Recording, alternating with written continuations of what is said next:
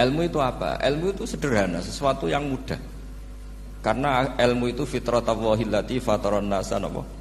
Misalnya begini, saya orang miskin, enggak punya apa-apa. Sudah enggak punya apa-apa, enggak punya jabatan, terus keluarga yang enggak pati loyal, mungkin istri ada ngidolakan kita, bahkan anak kita sendiri juga enggak ngidolakan kita. Itu kan sial-sialnya orang, anak kita aja enggak pernah ngidolakan kita. Tapi untuk bahagia itu sebenarnya sederhana. Sederhananya begini. Orang pinter itu ingin mempertahankan kehidupannya, terus pinter sampai berobat habis banyak ke Belanda, ke Jepang supaya mempertahankan nyawanya. Nah, si miskin ini kalau dia setiap makan, ya Allah, saya dengan makan ini mempertahankan nyawa saya. Sehingga makan itu satu kajian ilmiah bahwa ini luar biasa. Bahwa orang punya Alphard, punya uang 1 miliar, itu tidak mempertahankan sesuatu yang pokok, yaitu nyawa. Orang tidak punya Alphard itu hidup, nggak punya uang 1 miliar hidup. Tapi kalau nggak punya nasi 1 piring, nggak punya air 1 gelas bisa mati.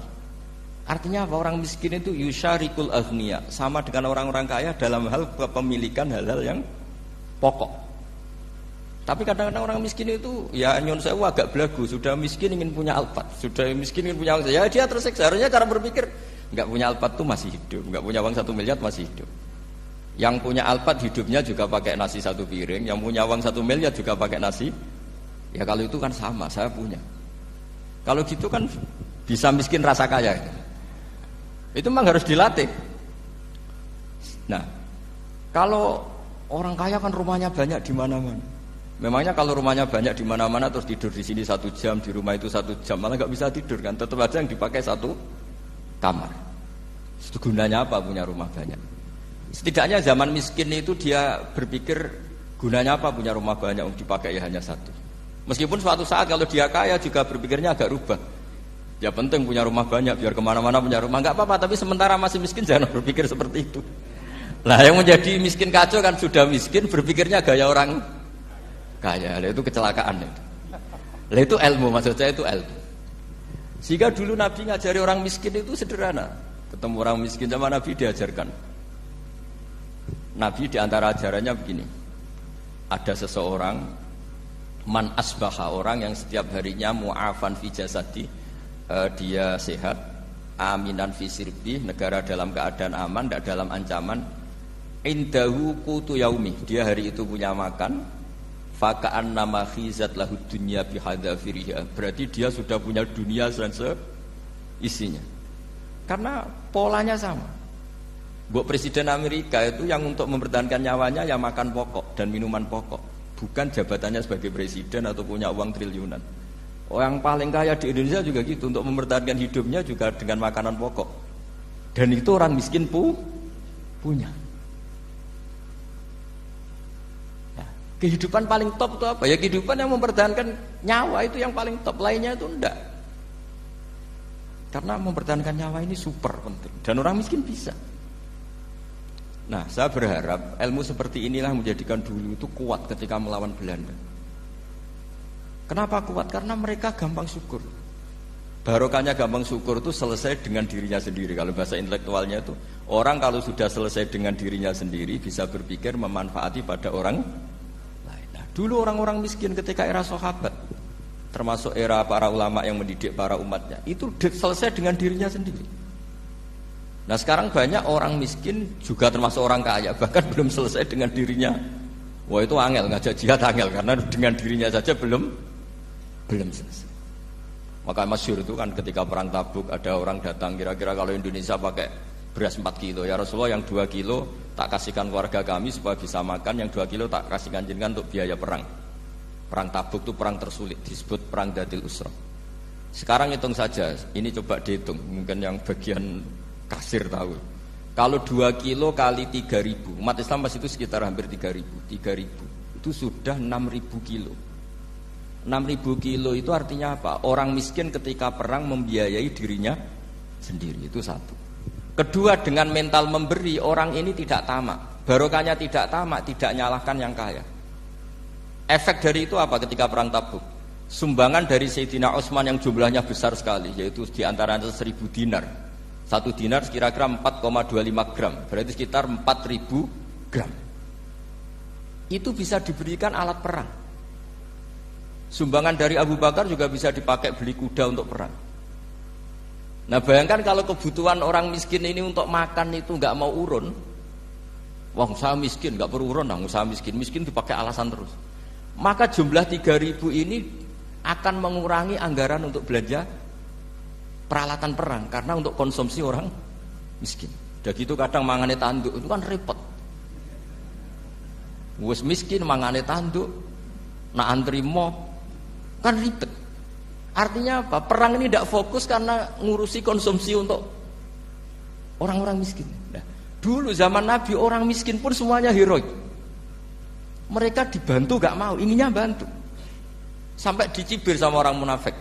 Apa gunanya sedekah 2 kilo? Wong perang ini perang besar antar negara. Pas itu mau perang melawan Romawi. Sampai orang munafik bilang alladzina almizuna almuttawiina minal mu'minina fis sadaqati walladzina la yajiduna illa juhdahum faskharuna minhum. Orang-orang munafik digambarkan Allah orang-orang yang mencibir sedekah kecil.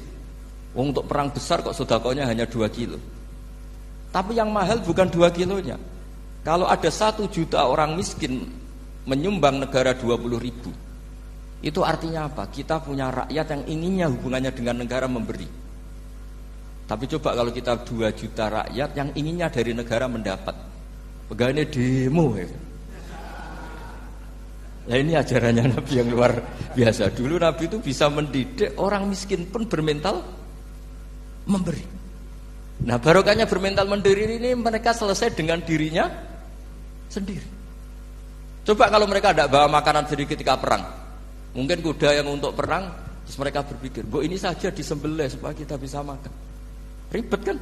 Ngapain beli senjata yang mutakhir, makan saja nggak bisa. Tapi barokahnya mereka urun sendiri. Mereka selesai dengan dirinya sendiri. Ini hebatnya didikan Rasulullah Shallallahu Alaihi Wasallam. Lalu dulu Mbah Hasyim dan kawan-kawan itu berhasil mendidik seperti itu.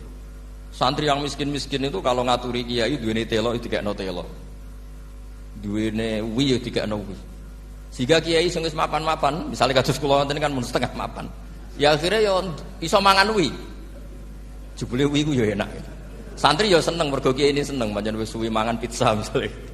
Lah tapi nek sing melarat terus aku melarat kiai tak kei wi mosok doyan. Wis melarat medhit di alasan kan ribet kan. Ini yang perlu dihilangkan. Medhit kok berargumentasi. Tapi yang mahal itu bukan winya, mental memberi. Orang itu kalau mentalnya memberi itu berarti selesai dengan dirinya. Tapi kalau tidak bermental memberi pasti tamak. Dan tamak itu mesti menghakimi orang lain. Maka dalam kitab Hikam diterangkan penyakit terberat itu tamak. Kenapa? Karena orang pikir itu tidak ada kata-kata kitab Hikam, bukan kata saya. Yang ada itu tamak. Misalnya gini, saya kenal PLT Bupati Kudus. Tidak pernah saya bilang beliau kikir. Tapi sekali saya pernah mengajukan proposal tidak kesampaian. Wah, beliau medit. Jadi saya menvonis medit itu sebetulnya ya karena punya keinginan tidak kesampaian. Coba kalau tidak, medit orang serap penting.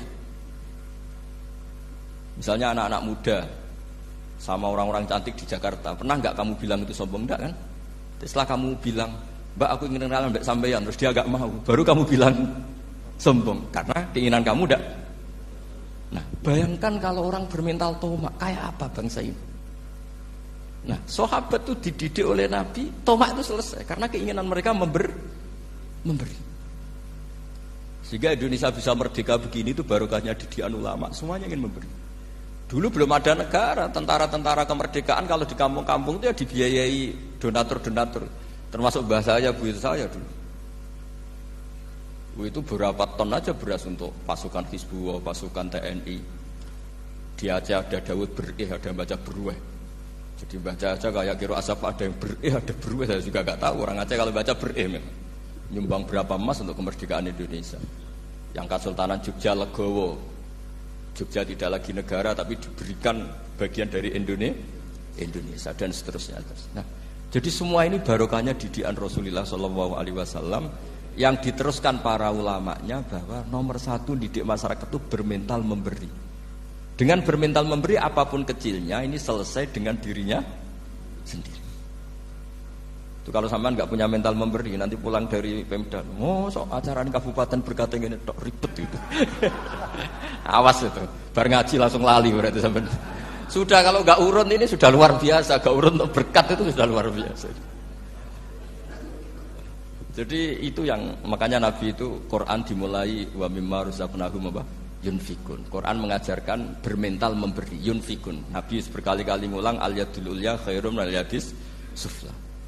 Dan memberi itu tidak harus nunggu kaya. Gambarannya Quran tentang orang baik itu gimana? Alladzina yunfikuna fis sarra wad dharra. Bukan fis sarra saja, ketika wad dharra juga. Saya pernah guyon sama orang kaya di Jakarta. Dia uangnya miliaran, mungkin malah triliunan. Guyon sama saya, Gus saya ini sudah sekian bangun masjid di mana-mana. Saya ini berarti hebat. Enggak kata saya. Enggak ada masjid agama tetap jalan kata. Karena di kampung-kampung sudah banyak masjid kata. Masih keren tukang becak kata. Kok bisa Gus? Sampai nyumbang masjid 1 miliar, itu masjid apa kata saya? Ya masjid-masjid besar. Nah itu paling dipakai kubah atau menara atau apalah yang tidak mendesak. Tapi kalau orang miskin, ngutangi orang miskin itu kalau nggak utang hari itu nggak makan. Kan nggak mungkin tukang becak ke utang ada bank atau orang kaya raya kan kenal saja enggak. Mesti orang miskin utangnya sama orang miskin. Saya kalau orang kaya utang Habib Bidin mesti mau beli Innova. Karena level orang elit, jadi utangnya itu beli Innova, aksesoris Innova, seri terbaru. Tapi kalau orang miskin sama orang miskin utangnya itu beras untuk nyawa. Artinya apa? Kalau saya diutangi Habib Bidin untuk beli Innova itu ganjarannya itu sekunder. Tapi kalau sesama orang miskin itu ganjarannya primer. Keren mana? Hutang-hutangannya orang miskin sama orang kaya. Satu menyelamatkan nyawa, satu menyelamatkan